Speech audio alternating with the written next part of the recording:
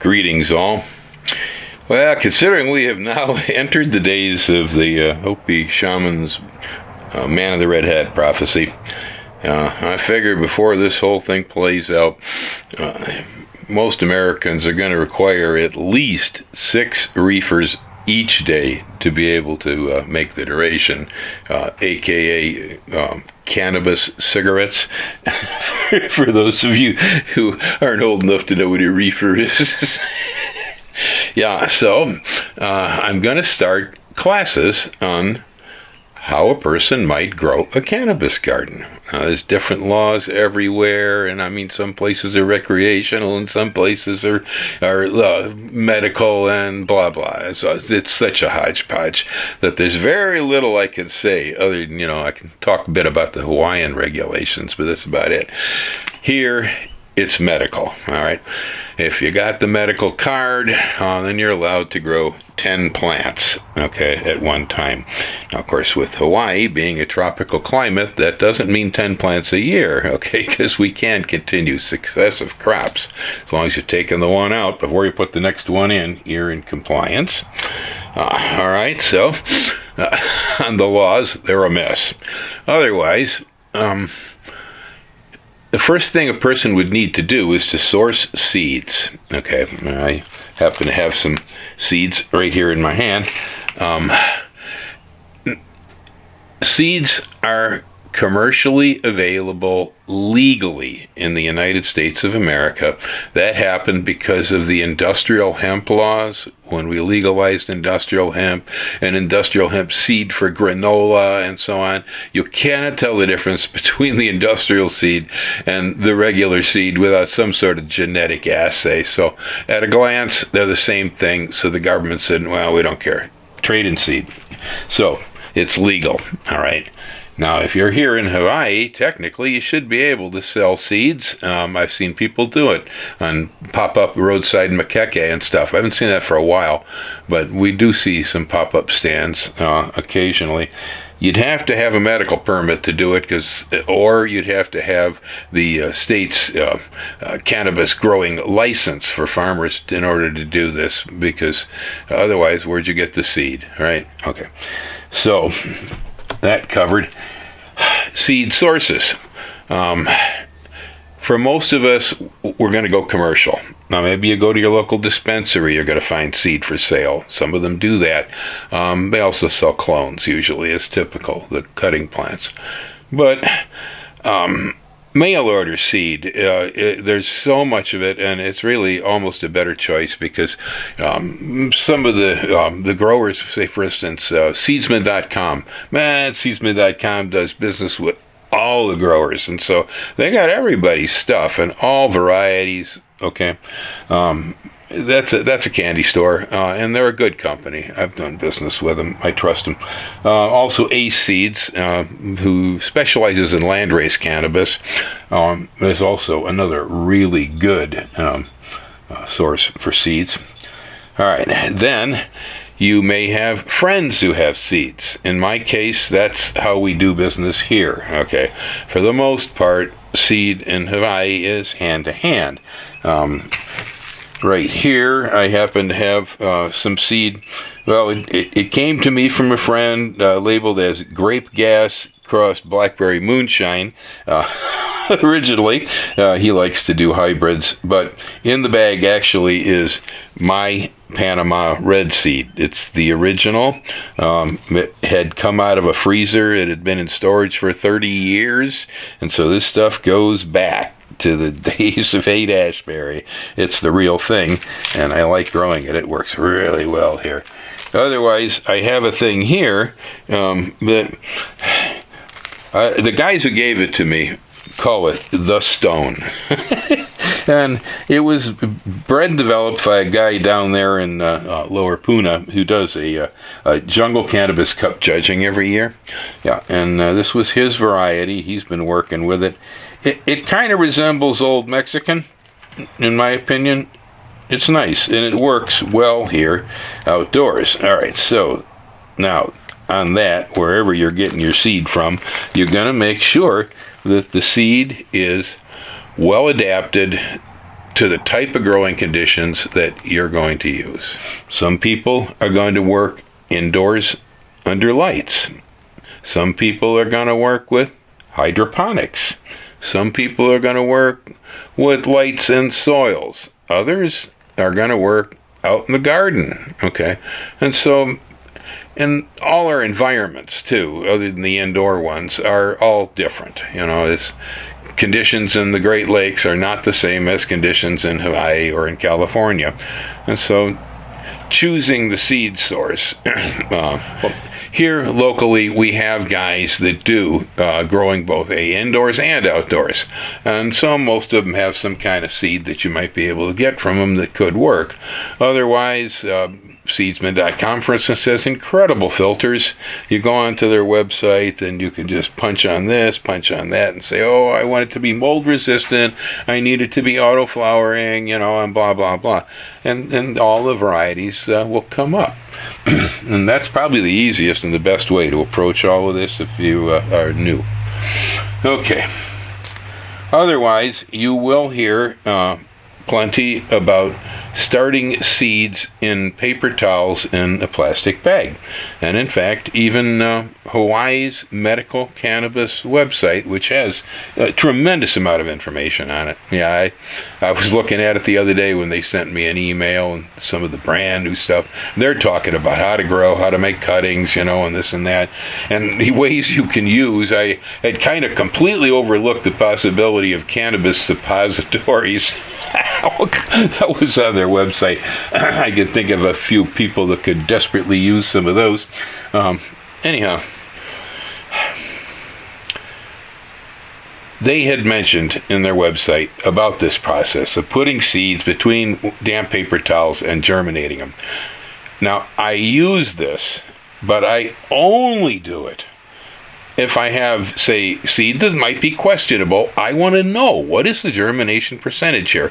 If I'm going to share it or sell it or even use it myself sometimes. But generally, if I'm worried about selling the seed so I know what its quality is, I do a germination test. Say you put a dozen seeds on a damp paper towel, you slide it inside a baggie, you don't seal the baggie, leave it kind of cracked open so air can go in and out, and put it on the counter where you can remember it, okay, someplace, and wait a week or so, and then, you know, have a look in there every few days, see what's going on.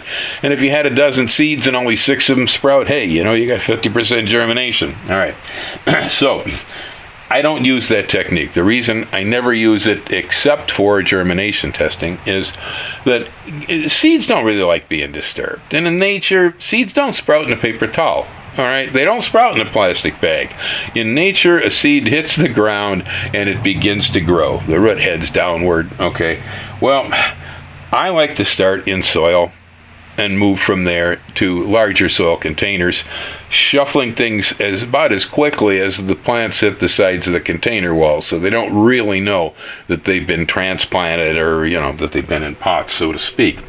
All right, well, now when it comes to storing seed around here, because you may have excess, or if you're growing your own and so on, storing seed in Hawaii is challenging.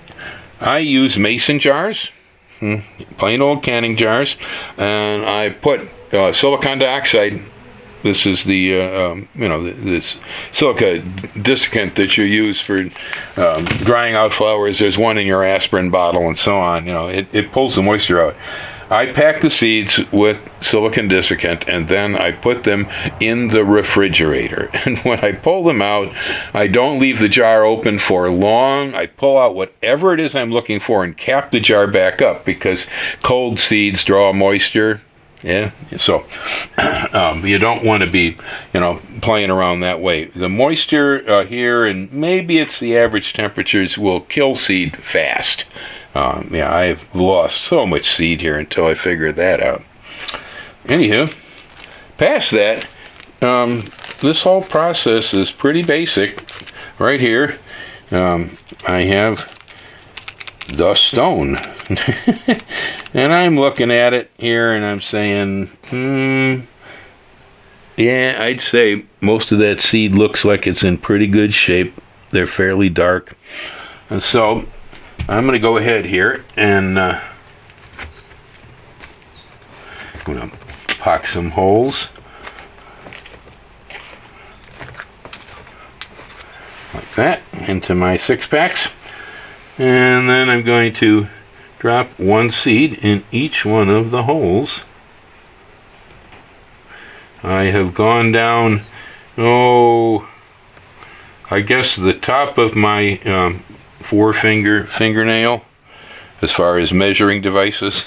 That's how deep I'm planting this seed. Okay.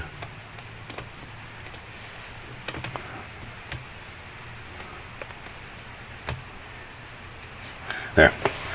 And I'm just simply going to lightly push some of the soil over the top there. Like that.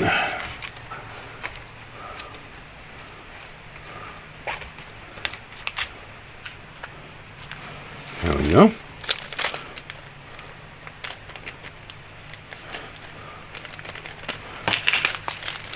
If you're growing multiple varieties, you're going to want to use markers so you know what's what. Alright, so here I have a shtick, and I'm going to write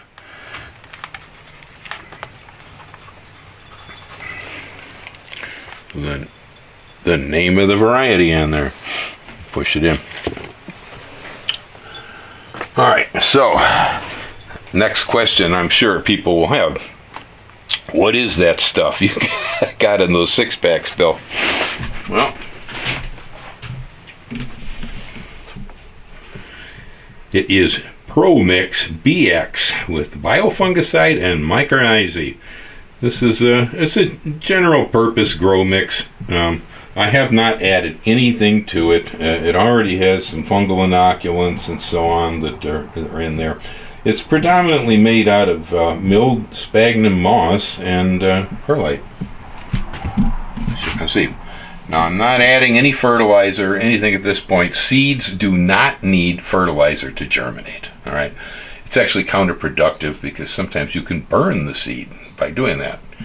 All right, so the next thing you're going to do here is, if you don't have lots of rodents and ravaging birds, you might move the seeds outside into the nursery and put them on the table and let them sprout. If you don't want to do it that way, well then, right here is a sunny window pointing south. It's not very bright, but if I got the pots right on the sill next to the glass, I could germinate these seeds and grow them fairly well right there.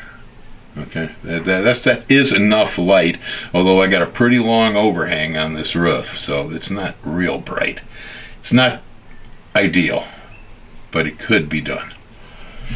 Now, my choice is to start them under grow lights. Okay, right here I got one bank of regular old fluorescent. That's the aquarium lights for plants.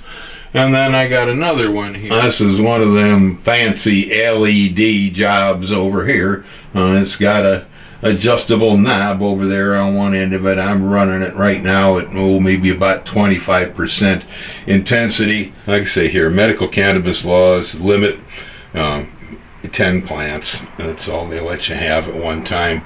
Now, I highly recommend, though, that you plant more than 10 seeds, because you don't always get everything you're looking for. Some of the seedlings will be weak and so on. As far as the dispensary growers are concerned, the law is the plants are considered plants when they're 12 inches by 12 inches. I don't know if they've been so liberal with the home gardeners, but I don't know how tight they are with that. But anyway, you want to stick to the limit of plants.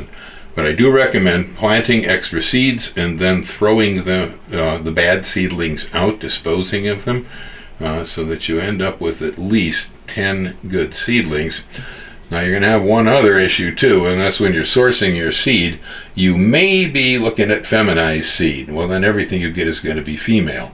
If it's not feminized seed, then everything you get is going to be assorted. There'll be males and females.